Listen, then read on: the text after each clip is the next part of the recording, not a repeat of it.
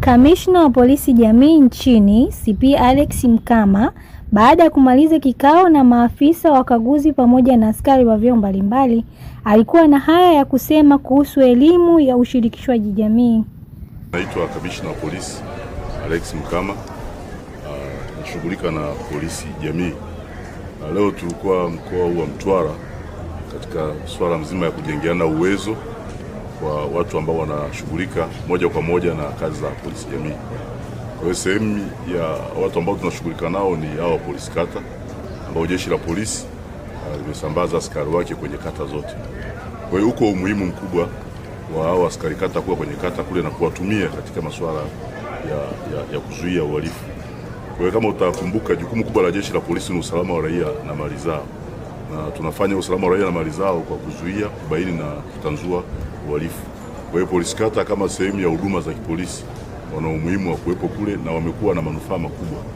Kwa kule wako karibu na wananchi, kwa hiyo wananchi wanahamasika kuweza kushirikiana na jeshi la polisi kwa kutoa taarifa za uhalifu pamoja na matishio ya uhalifu. Kwa hiyo kupitia hivyo jamii inakuwa iko salama. Kwa hiyo umuhimu wa polisi kata kwenye jamii kule ni kuweka usalama kwenye jamii ambayo wanakuwa wanaihudumia, na mwisho wa siku taifa letu linakuwa na amani. Mkoa huu ni mkoa wa kioperation kama mnavyofahamu, mkoa wa Mtwara huko mpakani. Kwa hiyo utaona kwamba ni muhimu sana kujuana, kufahamiana.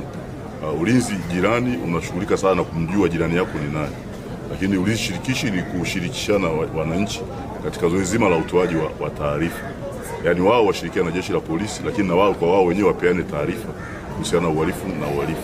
Kwa hiyo miradi hii miwili ambayo kimsingi ni miradi ya polisi jamii, ya ulinzi jirani, inawahamasisha polisi kata kuhamasisha wenye viti wa serikali za mitaa kuwajua wakazi wao, lakini kuwajua watu wabaya ambao wanaingia kwenye maeneo ambayo wanakuwa wanaishi kule. Kwa hiyo wakiwajua wataweza kujua wamekuja kwa ajili ya nini. Wale ambao ni wahalifu watasaidia kutoa taarifa, watakamatwa na kushughulikiwa na vyombo vya ulinzi na usalama. Lakini kwenye ulinzi shirikishi tunashirikishana mambo mengi kusudi binadamu waweze kuwa salama. Kuna mambo mengi ya kiusalama ambayo wanakuwa wananchi tunawafundisha, kuwaeleza. Kwa mfano sasa, watoto kwenda mashuleni, wanafikaje shuleni, wanarudije majumbani wakiwa wako salama. Lakini mahusiano, mtoto afanye mahusiano na nani, ahusiane na nani wa kumwogopa, ni namna gani ya kuweza kuishi vizuri, waepukane na matukio ambayo yanaweza kawaletea yakawa ni vihatarishi kwenye maisha yao.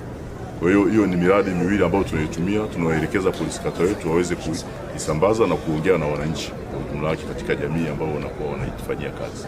Wito nilionao wananchi, jeshi la polisi linaomba ushirikiano kutoka wananchi, na licha ya kuomba tu ni wajibu wao, sababu kila mwananchi analo jukumu la kushiriki kwenye masuala ya ulinzi, na jeshi la polisi limepewa dhamana ya kusimamia usalama wa raia na mali zao.